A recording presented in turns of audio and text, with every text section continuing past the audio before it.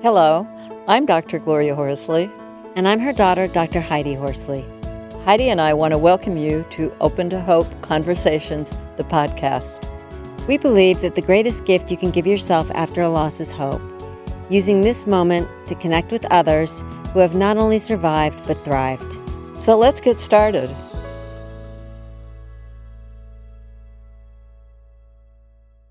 Welcome to the Open to Hope show. I'm your host, Dr. Gloria Horsley, with my daughter and co-host, Dr. Heidi Horsley.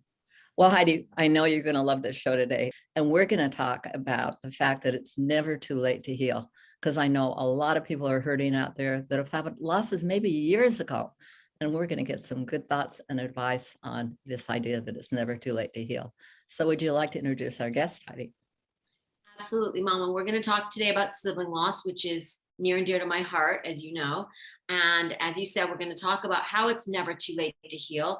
And oftentimes siblings, we do put our grief on hold and then revisit it later. And like you said, Mom, it's never too late.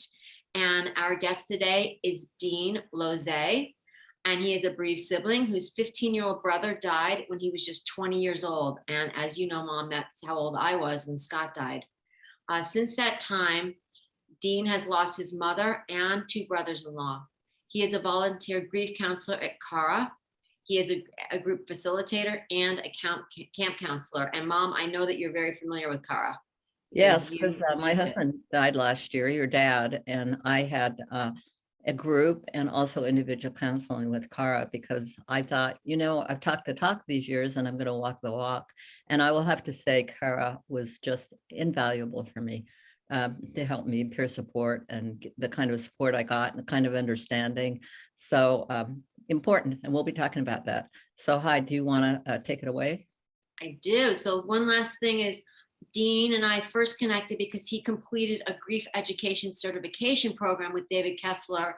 And I spoke one day online at David Kessler's his class. So welcome to the show, Dean. Thank you. Thanks. So great to have you on. I wondered, in looking at this, how did you respond to your brother's death? That you said it took you 20 years later to come back and revisit it. How did you respond at the time?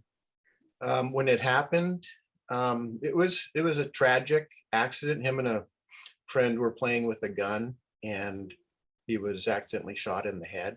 Mm-hmm. I was leaving the neighborhood in my car at the time and saw the paramedics and fire engines at the house. And I said, "Oh, that's Ken's house." So I stopped. And there was a small crowd, and they said they thought someone may have been shot. And I walked up to the house and they were bringing him out. Oh my. On a gurney. And I rode with one paramedic, followed the one that he was in to Stanford Hospital.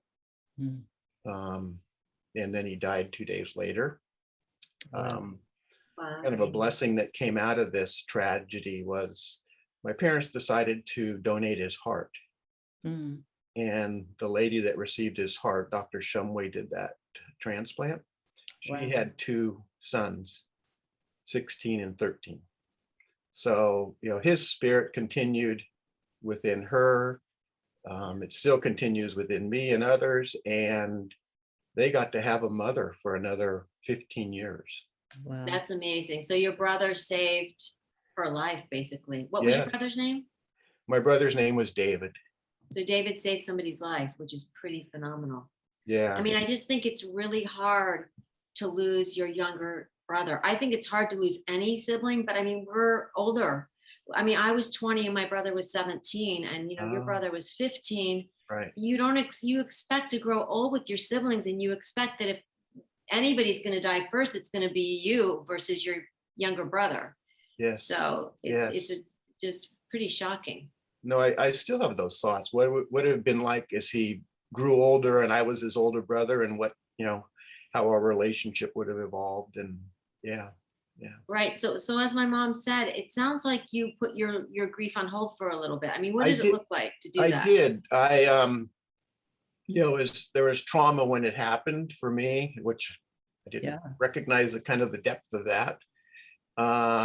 Did you get any counseling? I did not. No. no. So I mean, that's pretty traumatic being with him. yeah, That whole thing. yeah. And I think there was, some trauma how the family handled it.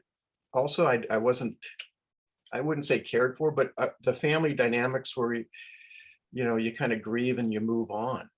I mean, my dad took down some of the pictures, and my parents did the best they could, but they were in a lot of pain themselves. So 20 years later, I was doing a men's weekend, and you go in with some intention, but I didn't know there was going to be any kind of a grieving ceremony, and there was one this Saturday night, and it just opened me up. There was maybe 200 men in this group, and these swarms of grieving men, and it was just so powerful and kind of primitive in a way. And it's like, wow, I didn't expect that. And then continued to do men's work after that. So there was, I embraced Dean, it. I'm wondering if being with men Yeah. and watching them grieve gave you permission on some level to be able to get in touch with your own grief. Yes. That's right, Heidi. Yeah. Because I kept it pushed down. I didn't open it up for very little. I mean, I wouldn't go to award ceremonies that they had every year for a scholarship my parents started. Just kind of avoided it and kept it pushed down, and realizing that there's a weight to doing that. There just wasn't a lot of openness and communication. I mean, the family, again, they did the best they could too, but it was kind of the mode where you grieve and you move on. And I'm, in doing this work, that's really not the case. I felt like I needed to hide my grief because I felt like my parents were in a lot of pain, you and dad. And so I didn't want to cause them more pain. I didn't want to create a situation. I mean, they'd been through enough, our whole family had. I didn't want to create more pain for them. And so I think to a certain extent, I did hide it. And I did feel like, okay, I can't create problems for my parents. They've had enough to deal with. They can't have to take care of me and my pain. So I think in that respect, yes, I definitely felt like to a certain extent I did, put it on the shelf. The other thing is at 20, as you know, Dean, we're trying to be normal 20-year-olds. I was going to say, Yeah. Say that. The And maturity said, aspect. Yeah. I mean, none of my friends, I don't know about you, Dean, but none of my friends had ever had a brother or sister die, ever. Like No. They didn't understand. They couldn't even imagine that. I felt very alone in my grief because I looked at my friends and they weren't dealing with a sibling loss. Yeah. No, that was the first grief I'd experienced. Me too. I had it. Significant My aunts and uncles were much later on, the normal progression of things. And this one was just so out of sync. Yeah. Now, did you went to the men's group? Was that after your mother died and your brothers-in-law, or? No, that was before. I wondered how it was after your mother died and your brothers-in-law. Did that increase it or decrease it, or? That, by being involved in men's group, it gave me a place to do work around those losses and be more open to it, because I had a place to go that was safe to share and, get support around it. Now, Dean, I'm wondering with the men's group, because men and women are different in the way, oftentimes in the way that they grieve. When you said that, it opened you up, when you were in that men's group, did they do anything like drumming or anything like that? Or was it just a talk? Let's talk. There was drumming in that event, but it was later on, but it was, okay. It was, they created kind of a sacred space to do this. And then, I opened it up further, did another men's weekend by another organization. And that one, I kind of had awareness going into it that, I think I need to spend some more time with my grief. I kind of knew that. Yeah. And there went again into it and into a very deeper than the first time. And that was after the deaths of, it was in 2000, middle of 2000, that was the deaths of my brother-in-laws and mom. And I mentioned to the facilitator, I'm carrying all this. And he says, well, pick one. And I went back to my brother and picked that Oh. one to do some more work. Wow. And that was pretty intense. What's it done for you to Oh, go? I would have never expected to be on this path because I avoided it for so long. And, it was after that second men's weekend that I volunteered at CAR a couple of years later. Mhm. And CAR is in Palo Alto, by the way, for people, Yeah. Palo Alto, California, which is where I live. And if you live in that county, it's a wonderful organization. And there are lots of organizations around the United States, by the way, and you can look at your local, call your local hospice or your hospital or something and find these kind of organizations. Now, Heidi and I always talk about the fact that when you can start giving back, it really starts feeling a healing thing. And Yes. talk about how that's been for you. Yeah. Well, I mean, sometimes the counselors at CAR say, we're still doing our work too and giving back. And, it allows me to keep my brother's spirit present. If I'm doing a sibling loss group, I'll share pictures of him, and being there has been such a rich experience. Meeting people, supporting people, caring for people, and being with the authentic person. Mm-hmm. When you're in that space with another individual, Mm-hmm. and that we deserve witnesses to our grief. Mm-hmm. And that's what we're doing. We're the companion, we're the peer counselors. We're with them. Mm-hmm. And they are our teachers, and each client is different, like grief, each person's grief is different. Mm-hmm. And Dean, you also are a camp counselor for CARA, I Yeah, saw. I've done that. What does that entail? I didn't know they had camps. Yeah, I've done that a number of years, and it's for ages 6 to 17. And I've done teen boys. The number one question that we get asked, that my mom and I get asked by parents, is my teenage boy is not talking, and I'm worried that they're not grieving. So I didn't know if you had any ideas of how to get kids to open up more, and in fact, kids in general, or what you would say to that, the parent that would say that. Yeah, I would say they're still grieving. It's just at that age, it's a hard thing to express it. And just having a safe place to share a little bit, take some of those baby steps. Because it's a difficult age. You don't have any really peer support, and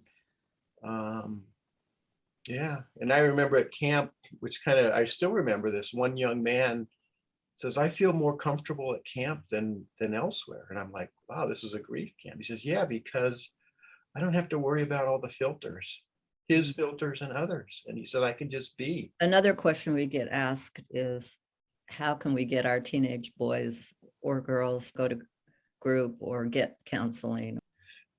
Yeah. You want it to come from them. And I don't know, as a parent, is there was ways to maybe nudge them a little bit, I don't know. That's a hard one. I didn't want to talk about it. Do it in a way, do it to honor yourself and to honor the person that's passed, and take a risk, take a step and see how it goes. I don't know. It's a difficult one. Yeah. And maybe the reality is, maybe we have to look at the fact that it may be years for people and absorbing it. And people need to do it in their own time. And thank goodness you did for the world. You're doing some wonderful work. Oh, thank you. And tell us about your program with David Kessler. What are some of the main things you've learned from that? We love David. Yeah. What the one thing that kind of speaks to me is this whole aspect of integration. And he uses that word. And it was interesting, after Heidi was a guest speaker, at the end, she put out an invite to Open to Hope. And I don't know, something within me said, I'm going to try that. I'm going to reach out, which is not normal because I'm kind of pretty private, and getting more open with this as I get older. And I realized that my integration is still happening. It's just like a person's grief is individual to them, your integration is unique and individual to yourself, and things come to me still, and I'm like, well, this is coming to me at this point in time. This is different. And I think just being open to these types of things that come your way is important. Yeah, saying yes. I love, Mom, that Dean has been open to saying yes to this, because you are helping so many people out there normalize what they've gone through. You're a guy, and that voice often is not heard enough. And also you're a bereaved sibling, and that voice is definitely not heard enough. And you're showing that sometimes we do revisit our grief later on in life, and that's okay. It's never too late. Yes. Nice. That was nice, Heidi. Yeah. So thank you for doing that. Yes. Thank you for taking the risk, Dean. Yes. And taking the time to join us and to honor your brother, David. Yeah. Thank you. Wonderful, wonderful memory. And thank you again for being on the show today. Thank you. Thanks, Dean. And thank you so much for building awareness for sibling loss for so many out there. Thank you. Take care. And thank everybody for joining our show today. And Heidi and I always want to remind you that if you've lost hope, please lean on ours until you find your own, and God bless. I'm Dr. Heidi Horsley. You have been listening to Open to Hope, the podcast. You can follow Open to Hope on Facebook, Instagram, and Twitter. To learn more, visit us at opentohope.com and go to Apple Podcasts to subscribe. I'm Dr. Gloria Horsley.